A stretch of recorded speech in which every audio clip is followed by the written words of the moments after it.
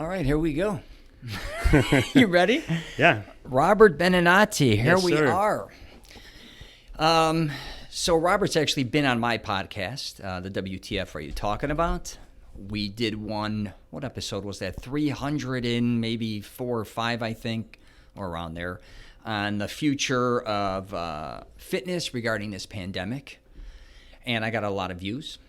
And then I ended up being able to be on his podcast, Robert. Yes. Real Business, which we'll get into in the future here, which was awesome. I think that was episode 101. And so let's first talk about who you are, where you're at. So I just want to throw my 2 cents in real quick. So 365 Realty is located in, I think, one of the sweetest spots in Orlando. What is this? Plaza Viazza, if I'm not mistaken? Plaza Venezia. Venezia. Mm-hmm. And that's by Restaurant Row in Orlando off of Sand Lake Road. Dr. Phillips, yeah. Yeah, Dr. Phillips. It's right near Rocco's Tacos, Corona Cigar, Seasons 52. Eddie V's, yeah. Yeah, Eddie V's. We're in his spot right now. It's beautiful. So just to give you a heads up on that. So what I'm going to talk about, Robert, is his past, kind of how he ended up in Florida, where he grew up. I know some of his past, so it's so interesting. So that's the first thing I want to get into, if you wouldn't mind. Is that cool? Yeah. Okay, so you're born in New York, and let's kind of take it from there. Well, I am half Italian, half Dominican. Right. My parents met in Brooklyn. So I was born there. And fast forward to the age of 13, my dad decides to move us to Argentina. That's crazy. Yeah. Right. It was back in the 80s. It was 1987, I believe, and I was going to start high school.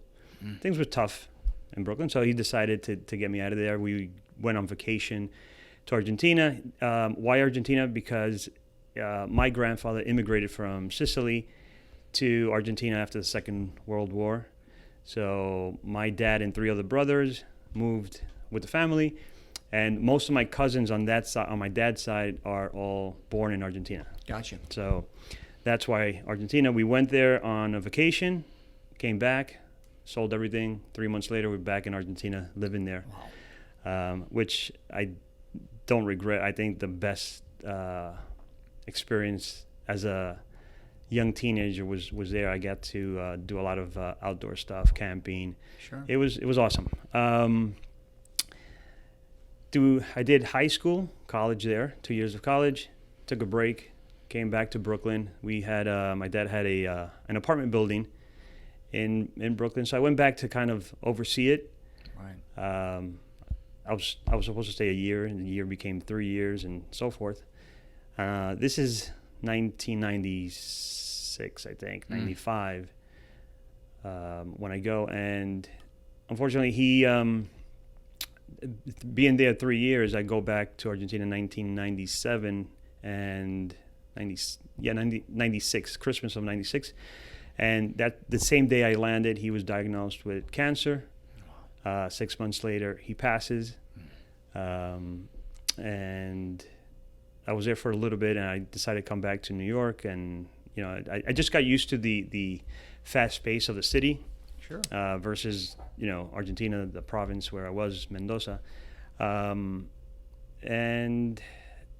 it led me to other things. And I started working for a recycling company, which then took me to live in Honduras for a year and a half. So I was I was doing that for a while. Came back to Brooklyn. And in 1999, and that's when I got my real estate license. So that's where real estate... In New York. Right. Okay. Yeah. That's where real estate started for me. And he was a contractor in New York, so I was always in the construction, in the rehab, in the building. Sure. Having the building, I was doing kind of the property management at a young age. So it felt natural for me to go into real estate. Yeah. Then in 2003, 2004, in between, I decided to land here in Orlando. That's crazy. Yeah. I remember when I was younger, my father moved to Florida when I was a sophomore in high school. So this is the mid 80s, and even though it's not like going what you went through, moving to another country, but I was doing my summers in Florida and living in Chicago. And it was such a different life just being just exposed to it. Because when you're a city kid from Chicago and then all of a sudden you're in Florida for summers, the way you dress, act. But what was unbelievable about that experience was I was able to go to camp, say tennis camp in Nick Voluntary. I went to summer school and met a bunch of friends here. And it kind of opened my eyes to say, you know what, here's another option in your life, right, besides just Chicago. Even though I always wanted to leave, I just never did it. In your case, moving there, let's say in high school and then coming back and forth, do you think that's helped you a ton regarding just being able to adapt and moving other places as well? Or how do you think that works out to your benefit? I've always embraced change. I think change keeps my brain going and adapting. To be honest with you, I had struggles in school, in elementary school. Sure. Coming from a Spanish-speaking family, right, and then speaking English in school, and my brain was going all over the place. Not that I wasn't smart enough. I was just, going through two languages and trying to translate in my head thoughts, right? Sure. But at that young age, at 13, 14, I knew I wanted to leave Brooklyn. Right. So you're like Chicago for you. Yeah, sure. I think it was tough, right? It was an escape, though. Right, yeah, for you, for me, like me too. Because it was stressful. I mean, you would see all the gangs, all the graffiti, all the drugs that back then. They were very visual. I mean, the street. So for me, I just wanted to get away from that. So yeah, it did help me. The fact that I was single, I was young, coming back to Brooklyn, then I think I needed a change, a faster pace as well. Sure. Because I never, even though I lived there for a while at the age of 14, I kind of missed the speed of life in New York. Mm-hmm. And I kind of wanted to taste that again, and I came back and it helped me. Yeah. So I think there was a good balance between me going back and forth. So it's interesting because I have a lot of friends that live in Florida that originally started in, say, Dominican Republic, or they were from Cuba, Spain, all these different places. But for the most part, they moved here when they were younger. And then they went to school, and then obviously high school, and then college. In your case, it had to be a little difficult because you're in high school now. And high school, as you know, you're preparing for college. Mm-hmm. But you're in another country. Right. Right? So it wasn't as simple. That had to be very difficult, I think, at times, because you're in another country. Do I go to college there? Do I go back to the States, or do I not go to college at all? Because that was an issue for me. So I did associates, and I never finished my bachelor's. And just life kind of led me different ways with work and opportunities. I mean, when I got back to Brooklyn, working for this recycling company that was based out of Brooklyn, and shortly after that, starting with them, I was managing close to 40 guys at the age of 21. Right. So I had always good positions and good management skills, and and just life takes you wherever it needs to take you, I guess. Yeah, for sure. So yeah, it was tough. To answer the question, it was tough to follow through, and do I regret it? I don't know. Yeah. Because I'm good where I'm at. I'm happy absolutely. where I'm at. I don't know what I would have done if I did go to college and finish college. I was doing international trade and business. Right. Thinking that living in Argentina, States, I would be able to import, export, and get into that business. But life took me to real estate. When I was in Chicago, I was going to a private Catholic school. So much different than when I was coming to Florida, and I had to do a couple summer schools, which was brutal. But what was interesting is you would think I would have loved being here and just staying here, because I love Florida at that point so much more than Chicago. But I didn't like the schooling systems, right? So I'd always go back. And my father kept saying, why don't you just stay here and just go to school with everyone? And I said, well, because I don't like the school necessarily. I don't like the system. I played a lot of sports. I was with the team. But then what was interesting is right after I graduated high school in Chicago, I left and kind of never looked back. And did you feel like that as well when you were kind of graduating, saying, you know what, it's time for me to go back to the States. That's really who I am.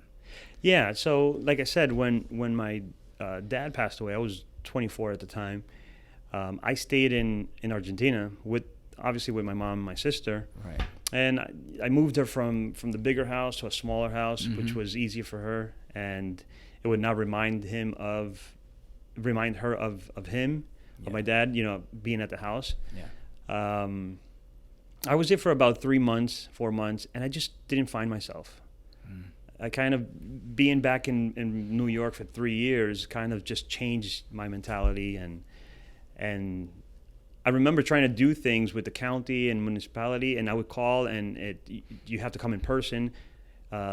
You would get there, and you have to come back tomorrow. You forgot this document, and I'm like, why didn't you tell me when I was on the phone? Right.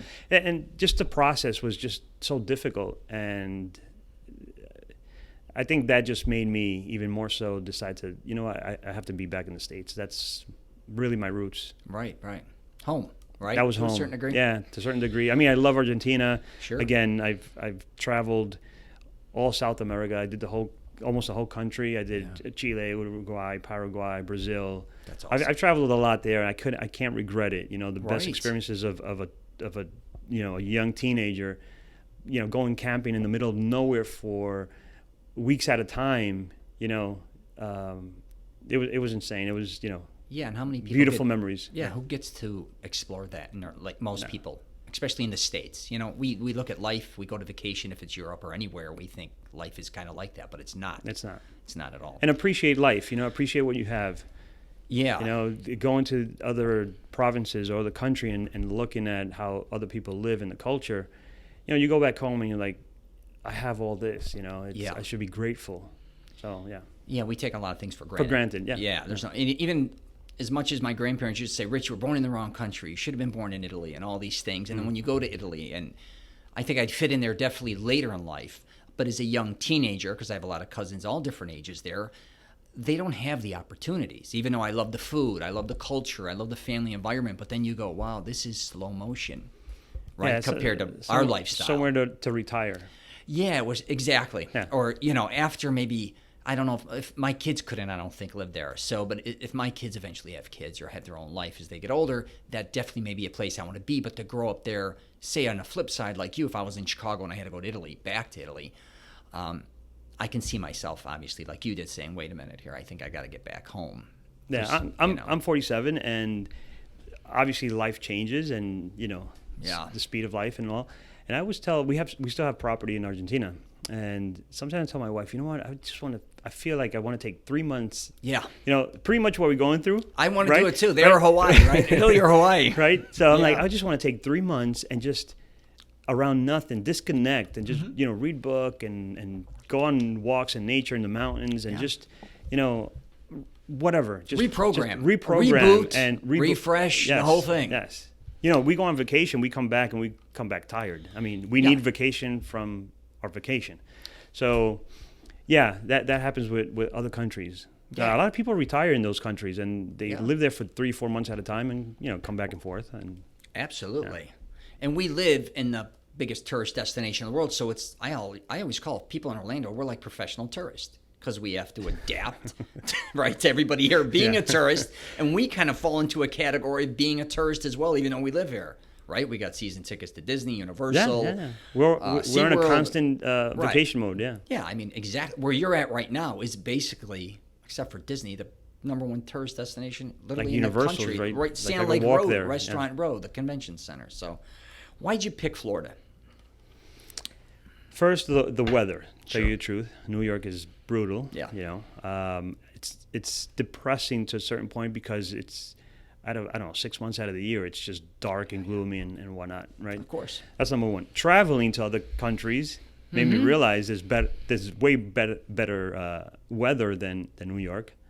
Of course. And I came down on a vacation and felt it out, and speaking Spanish, it was easy, and the weather was great. I said, why not? And I did see an opportunity in real estate here. Yeah. I said, this is a place where people eventually are going to move to. Yeah. And it's a transient state. People come from the north, they retire, they come down here, then it's too hot, they don't like it, they go back. Sure. You got people from South America moving here because of the language and the culture, and then they venture out to other states eventually. Yep. So I thought in real estate I would have a good opportunity. When you first moved to Florida, though, you weren't in Orlando, correct? So I did a trip down to Boynton Beach for a month. right. My cousin was there, and I went out there for a month, and I didn't like it. We So, talked about it. It's yeah, a beautiful little spot. beautiful little spot for a weekend. To sleep. So Yeah. yeah, and then I went back to New York, did a couple of things, and then Mm-hmm. years later, 3 years later, I decided. Then I got married and had my firstborn, and I was like, I don't want to raise her here. So kind of going through my own experience Yeah. of not being raised in New York. Yeah. It's great for single people and hustlers and people that are trying Yes. to reach certain careers, right? Sure. Like you want to be a celebrity, an actor. Where do you go? L.A. L.A. Sure. Right. Well, same thing. So yeah, those are the three reasons why I chose Orlando. I went through the same thing with my kids. Well, my dad lived here, but I was debating too when I had my daughters. I'm like, I could have went to South Florida. I had a lot of family there, more than Central Florida and Orlando. But my kids, I said, I wasn't a huge Disney guy, but I said, I think my kids might like Disney. And then they were little and they fell in love with it. And we lived here for a while, and then we ended up going back to Chicago for medical reasons with one of my daughters. They were, even though I have a massive family, I have like 170 cousins, and Chicago's a lot different than when I grew up in Chicago. Even the suburbs, the whole atmosphere is way better. My daughters missed Florida so bad, and it was almost, one of my daughters who had a liver transplant, she just didn't excel. She lost a lot of weight, lost all her hair, and I finally had to tell the doctors, I think I have to go back to Florida, even though I know her medical team was in Illinois. Right. They said, do whatever you got to do. And when I came back here for both of them, it was an explosion. And Instant change, right? yeah, their life, I think the sun, their lifestyle, they loved Wet and Wild, obviously Disney, Universal, Busch Gardens. It was nonstop, the beach. It's just, and that made me happy, I guess you could say. And people are always like, why'd you pick Orlando, not Miami? Or why didn't you pick Naples? Why didn't you pick Sarasota? Why didn't you pick all these places? I'm like, because they call it the happiest place in the world, I guess, for a reason. My kids loved it here. Yeah. So It made sense. Yeah. yeah, it made sense. So you now, let's get into real estate stuff here a little bit here. So you had your New York license. What did you do? Did you come here and you have to get your, because I had a real estate license and I had a mortgage license as well. Did you have to get another license here, or is it extension? How's that work? Well, back then, if I remember correctly, I had to do it all over again. Okay, IFRIC or whatever. Yeah, The school. to the school. I went to school. Yeah. I did the whole thing. Yeah, Yeah. redo the whole thing. Did you forfeit your license in New York, or do you have both? I kept it for a couple of years, and then I was like, I'm not going back. Yeah, and it wasn't like before probably where you could do virtual school and stuff online to even keep it, right? You'd have to probably go back and do all the post-licensing. No, I think at that time, post-schooling? you could do a mail away or something like that. Oh, okay. Yeah, but I'm the type of person like, A or B. I don't have two plans. I stick with one. Yeah. 100%. So I didn't want to have that option of going back or not. That wasn't an option for me. Gotcha. You're strictly real estate. Do you do mortgaging as well, or? Yeah, I'm also licensed. You do both. Yeah, Nice. You do property management, correct, as well? correct. Right. So you do the full gamut here. Yeah, I do anything that has to do pretty much with real estate. I do a little bit of commercial and industrial. I've done them. It's not my bread and butter. Yeah. It's a different monster, and Yeah, of course. but it's general real estate. So anything buy, sell, rent, invest, flip, build. Now I've got into development, building new construction with a team. New construction homes with builders. Yeah. So anything that has to do with real estate. Where's your main focus right now, would you say, as far as real estate goes? Are you in even an area, let's say, because as you know, Central Florida is growing at such a rapid pace where it's, you're in Dr. Phillips, but like say it could be Clearmount, like Nona. I do Kissimmee. all Central Florida. Do you? A lot of people farm, maybe in other cities, but I've somehow just kind of got around all Central Florida. So anything from Haines City, Davenport to Deltona, from Claremont to East Orlando. Sure. Anything within Central Florida, I do. So I've never farmed, really. Gotcha. Gotcha. What do you like? Let's put it this way: you have a lot of people moving here now, obviously from all over the country. I think we're the third highest population now. We even beat out New York, from what I heard. I believe so. Yeah. A lot of people come here, and I think they get confused. Either should they buy new real estate, new homes? Should they buy kind of an older style home, like take Dr. Phillips, let's say, for instance, right? You have homes there that a lot of them are older. There's new construction as well, but a lot of them, as you know, they were built in the 80s, 90s, and so on. Great area. Let's take Davenport, hypothetically, you said it. You can get a home there much cheaper, probably the same size, new construction. And they're really only, say, 35 miles from one another. Right. What would you tell someone as far as, like, what would you recommend? So everyone has a different need. It's just like maybe buying a car. Sure. Maybe you need a truck, maybe you need a pickup truck, maybe you need something just to get around, maybe you need luxury. Yeah. So same thing happens with buyers. Everyone has what they want and what they need. I try to see what they need versus what they want, because we all want better things and bigger things, right? So it depends a lot on their criteria, income, where they particularly. Some people tell me, I don't want to live in the city and the busyness. I want something, away. Depends on their job. I need to be close to work. I'm being transferred. Where are you going? Schools. Sure. Some people like the new construction because the warranties and the help they get in closing costs and incentives, versus I want to buy somewhere where it's already stabilized, where there's good schools and and all the commerce and close to roads, something like Dr. Phillips. Yeah. Obviously, you're going to pay more for certain areas. Of course. So again, that boils down to income and what they can afford, the purchasing power. So I dig into that before I could tell them, where we should be looking at or what I recommend. And people got to be realistic too. I think a lot of times when they move to places, because I lived in San Diego for a while as well, and I've lived in Florida. When people want to move here from the Midwest or up north or wherever, they're always looking at the best areas or most exclusive areas, right? A lot of times, even if California will be like, Rich, I want to live in San Diego, I want to live in La Jolla, I want to live in Carlsbad, I want to live in wherever the hell. Yeah, the best zip codes, yeah. Yeah, and in Florida as well, they'll be like, hey, I want to live in South Beach, hypothetically, maybe Naples, or maybe, Sarasota or them. And when they look at property, they see the expense of it. But the reality is, there's a lot of great places to live in Florida that are very affordable. There is. Right? There is. It's just because those are known. That's what, right. Right. But there's a lot of hidden secrets in Florida. Beautiful places that, absolutely, if you really take the time to look and research, you'll find. Yeah, and a lot of people, you're back to the ocean. Most people want to live near the ocean a lot of times when they move to a place like Florida. And I'll be like, well, and again, they may be looking at high-end areas that they've visited on vacation or that they've heard about. And again, I'll be like, if you can't afford it, consider Cocoa Beach. You know what I mean? Yeah.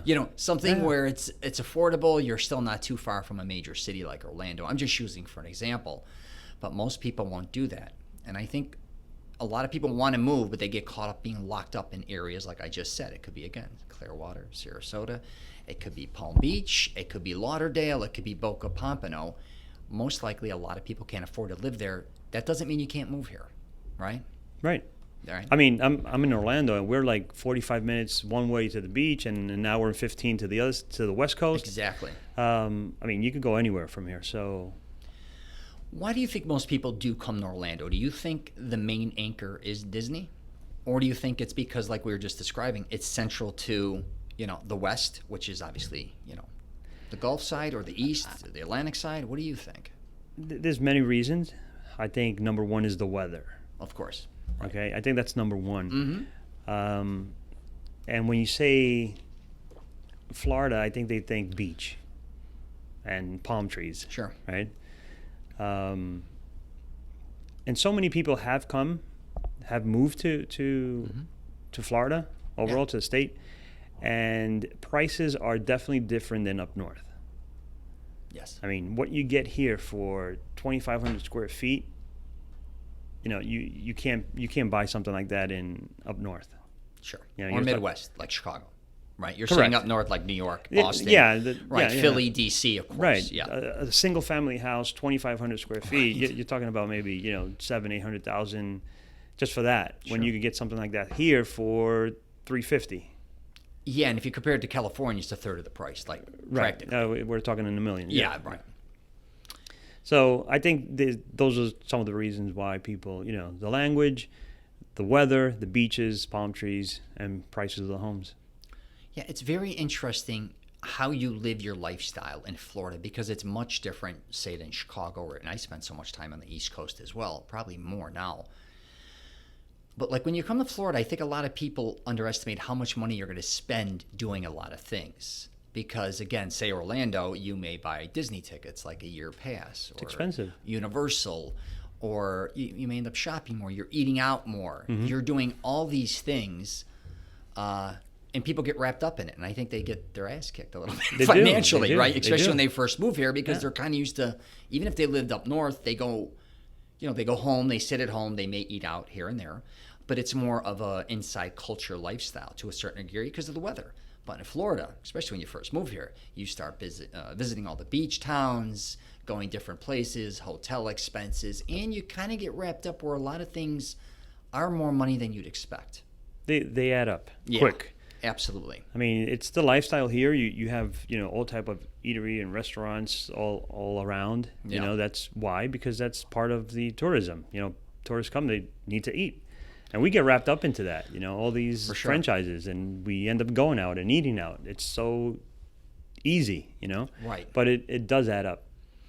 It does. And I have family members, though, that have always lived such a different lifestyle than I have, which say Deltona, or is that Orange City as well over there? Mm-hmm. You can really get a great deal on a house over there. Yeah.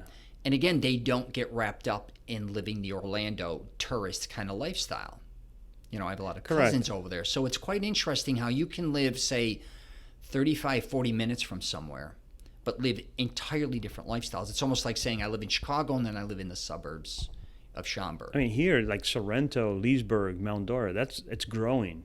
Right. And that's a quiet lifestyle. Yes. Like if you want quietness and not, like you say, 30 minutes away from the hustle and bustle here in Orlando, it's not that far away. But you could live definitely that quiet life. Yeah, a friend of ours from Miami just moved to Sanford.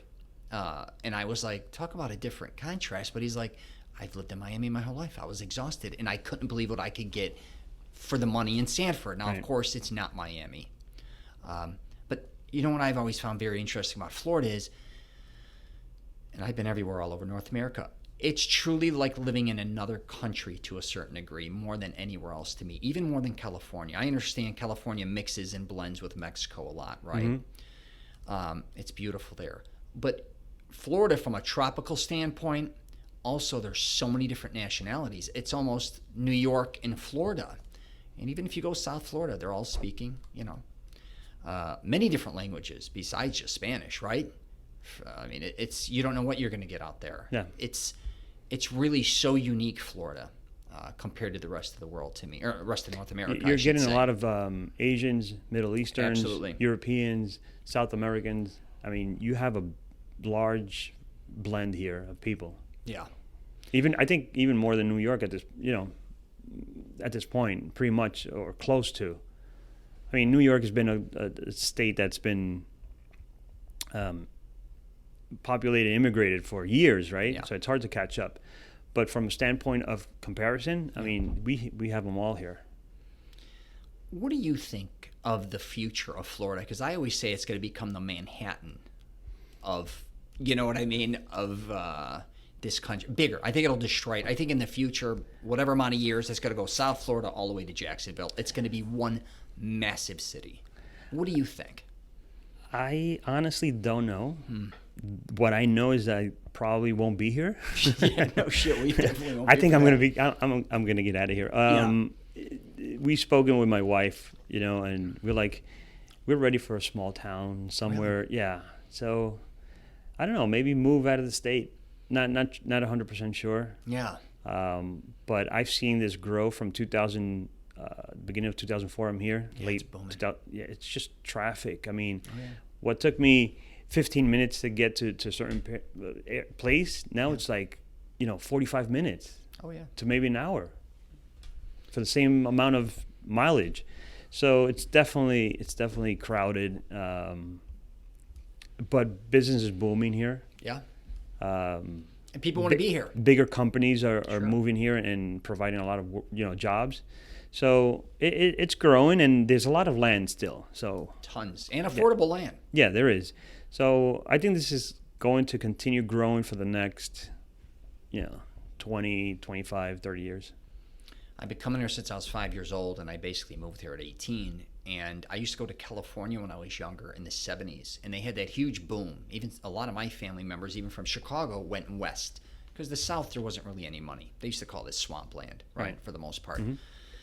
And I remember going in the 70s to California, the 80s, and that huge boom. And I said, in the last, I think, 5, 8 years here, I've seen almost the same boom happening here that happened in California then. I mean, California's always growing. I mean, it's explosion over there, always consistent with people wanting to live there for one reason or another. But Florida, like we just discussed, being the third most populated state in the United States, shows a lot. And I mean, if you look around, even though it's busy like you're saying, as you know, we can go 60 miles in one or two directions, or certain, and it's a ghost town. Right, a lot of Florida is undiscovered, especially if you go way down to the Keys. It's the main cities, it's Miami, Sure, and the South Side, Miami, Orlando, Tampa, and Jacksonville. What happened with the rest of the Panhandle? It's huge. From the top of Florida to the bottom. I mean, that's a drive and a half. It's big. It's a big state. So you want to jump into the podcast a little bit? Sure. Let's jump into the Real Business Podcast. Yeah, that's my new baby, my new venture. Tell us all about it. How you started. I mean, you started this. I met you. You were talking about it, but what made you kind of really decide to do it? You did. What the hell? I'm scared now. It's your fault. So your wife's gonna want to kill me probably. She's like, "No, this is another endeavor you're on." So yeah, we met at the gym. Yeah. Through a friend in common, and you guys were had a conversation about your YouTube channel, right? So I said, okay, now I have somebody I could talk to and ask questions and pick brain, and we spoke a little bit. Tell me how you do it, what you do, why you do it. Yeah. And I've been wanting to, in a way, give back to the community somehow. Yeah. And I wasn't just sure how, and I think this just seemed the right way to do it. It was easier for me. Right. So I came up with the name, The Real Business, because I'm interviewing real people with real stories, their struggles, how they overcame struggles, how they've reached success or on the path to success. And success for everyone is different. But I think there's a lot of stories, real stories that a lot of people could find inspiring, motivating, people thinking or being hesitant of opening their own business or leaving their 9 to 5 or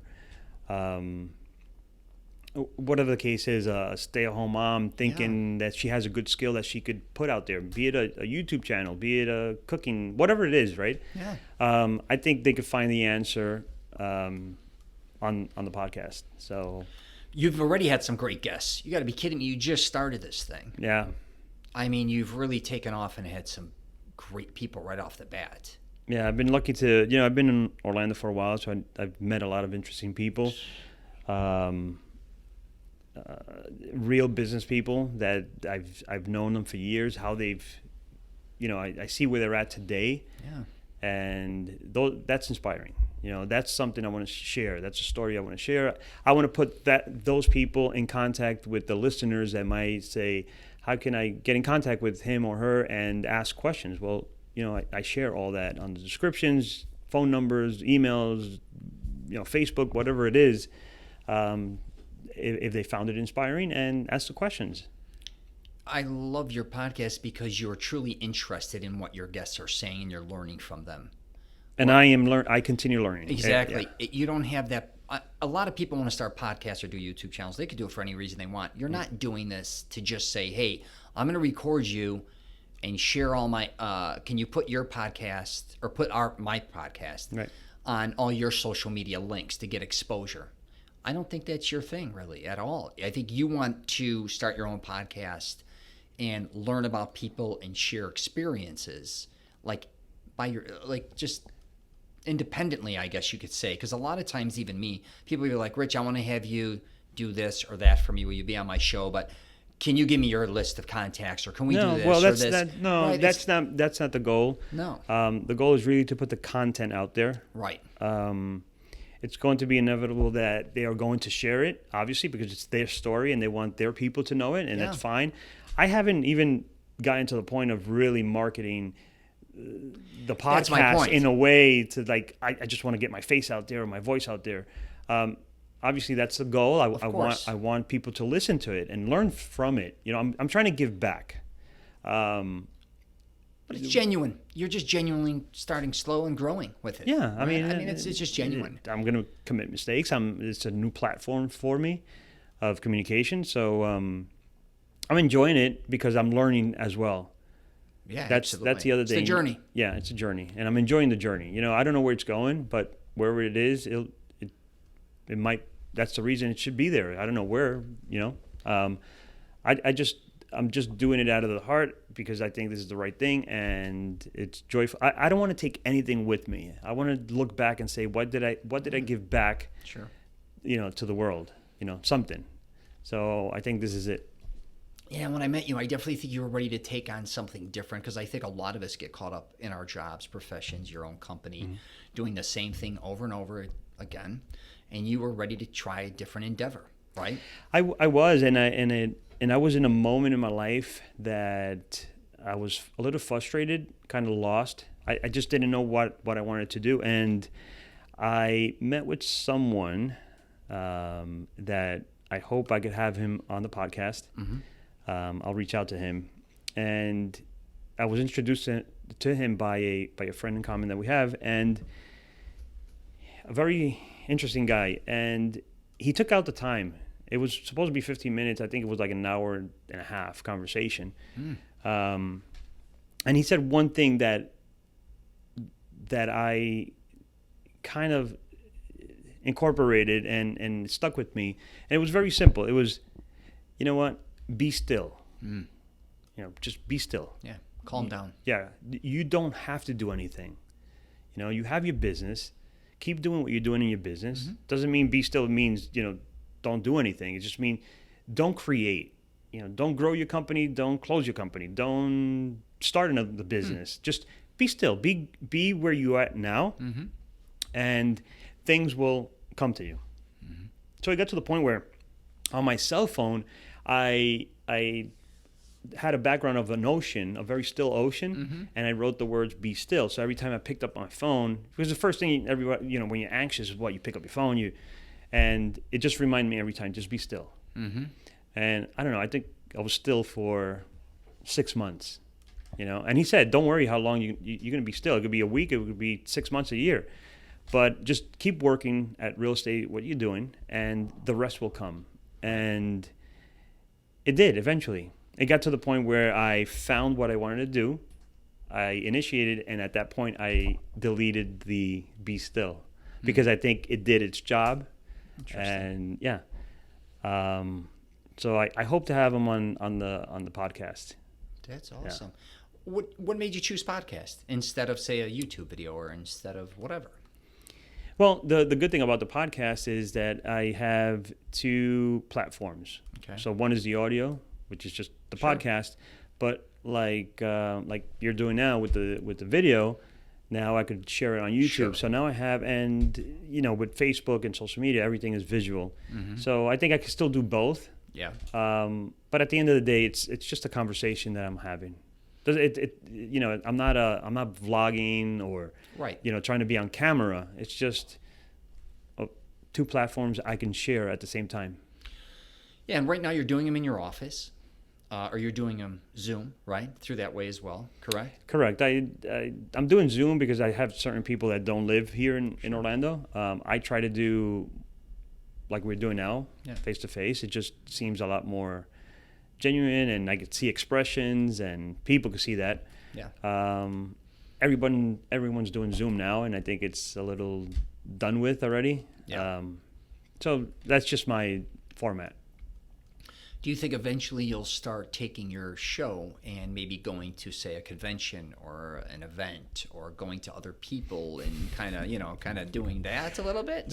You know what? I haven't gotten that far. Haven't thought about it? No. Right. No, I was just thinking about that. Yeah, I'm just still trying to, Yeah, because you're kind of structured. I think you have a certain brand that you want to represent, a certain look, which is great, like your office and your signage, which is great stuff. I was just wondering if, like, in the future, you go to a real estate convention, or you go to a meeting or something, and you just plop all your stuff down and start. Yeah, that's a good nailing idea. it. Yeah, something. I think we'll just do it live and Yeah. sit there and just have whoever wants to stop in and Yeah, that's a good idea. Now I got to blame that to you. And, you're responsible for that too. Oh my goodness. I'll let my wife know. I remember when you reached out, because when we were in the sauna, we had a mutual friend, but I didn't really talk to you necessarily, because usually in the sauna, talk about be still, I like to shut down. Yeah. I just lay there, like I just want to almost die for 15, 20 minutes, because it's silence and I love it. But usually if there's people in there and they know you got a YouTube channel, they want to talk fitness or whatever, and I like that too. I love it. I could care less. But when you hit me up on Instagram, and I don't run my Instagram, Maria does, my girlfriend, and we get hit by different people all the time, because you're just, if it's not my podcast, it's my YouTube channel or just social media, who the hell knows? And she goes, just a heads up, someone hit you up on Instagram. I said, who? And she's like, she was describing you, and I said, I don't know who that is. And she's like, he should be cool. He's Italian. I'm sure you'll talk to him. And she walked away. I said, all right, let me know who it is. But it was kind of a funny thing. She's like, he's a family man from Orlando, and he's Italian. She's like, you should reach back. I said, oh, okay. Because a lot of times she doesn't, I don't even know what comes on these things. Right. That was just a funny story. And I said, cool. I didn't know that. It was like that. Yeah. Yeah, it was hilarious. The way she said it right at the gym. I think it was at the gym too. She's like, yeah, some guy, Robert, hit you up. He looks good. He's got a wonderful family. He's got kids. And he's Italian, so you should probably reach back. So she just thought it was either a family member, a friend, or a lost somebody, or who knows. It was just funny. So, Yeah. All right, my man. Anything else you want to go over? No, I appreciate you having me on your show again. I appreciate you being on my. You were my first Zoom podcast. Oh, was I? Yeah. After doing a few hundred podcasts, I mainly only did audio, and I had you. We did 2. We only posted 1. But thank you for doing that. And like I said before, having you out of nowhere, because you have a certain following, family members, friends, colleagues, and no one really truly knew who you were. So when I posted you, like I said before, everyone wanted to know who you were, which was cool. So I'm excited to post this one up as a follow-up, because that was, like we said, it was basically the pandemic, the future of fitness regarding the pandemic. Yeah, about gyms, if they're going to open, or would you go back if they do open. So yeah, that was just That was really cool, off the cuff style. Yeah. So it was interesting. Yeah, this is going to be our next one for me, and I'll share the one me and you did as well. All right. All right. We're going to wrap it up there. That's all I got for you guys. Thank you. All right. Take care. All right.